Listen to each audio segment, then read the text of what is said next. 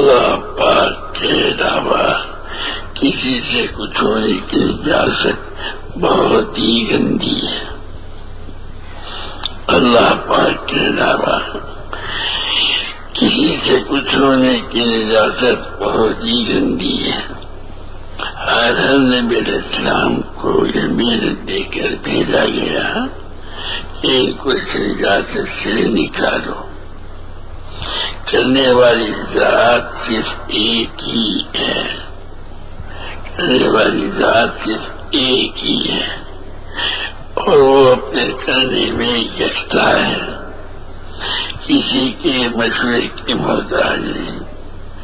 کسی کے مشورے کی محتاجی تو دور کی بات ہے، اس کو رائے دینے کی کسی میں ضرورت ہی نہیں۔ لا الہ الا اللہ، یہ محنت باطن کی محنت ہے۔ جب اندر سے کسی نقشے کا نقش مٹ جاتا ہے تو ظاہر کے نقشے کو آدمی خود ہی اٹھا کر باہر پھینک دیتا ہے۔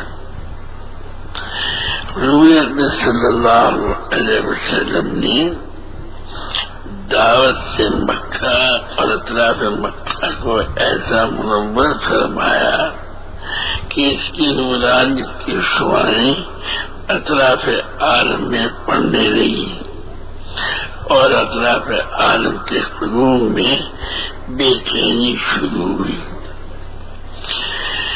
یہ مکہ مکرمہ کی چھوٹی سی حقیقی سی جماعت دعوت کو لے کر رفع پناہ کی تلاش میں ماری ماری پھر رہی ہے۔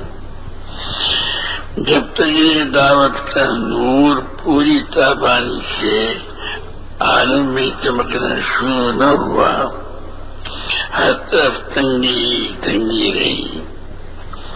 جیسے جیسے دعوت دینے والے اپنے سے کچھ ہونے سے اور عالم کی کسی چیز سے کچھ ہونے کے جذبے سے خالی ہوتے چلے گئے، ان کے قلوب کی چمک تیز ہوتی چلی گئی۔ جیسے جیسے دعوت دینے والے اپنے سے کچھ ہونے سے اور عالم کی کسی چیز سے کچھ ہونے کے جذبے سے خالی ہوتے چلے گئے، ان کے قلوب کی چمک تیز ہوتی چلی گئی۔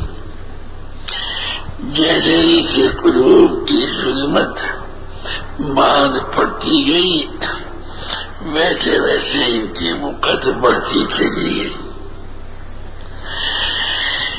جب تک اندر میں ظلمت رہتی ہے، باہر میں بے وقتی رہتی ہے۔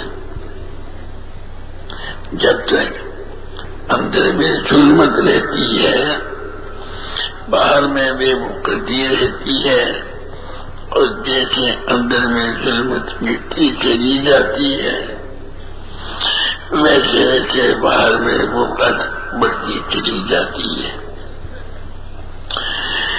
مسئلہ تو اپنے اندر کا ہے، یہ ظلمتوں کے گھیرے سے نکلتا چلا جاتا ہے۔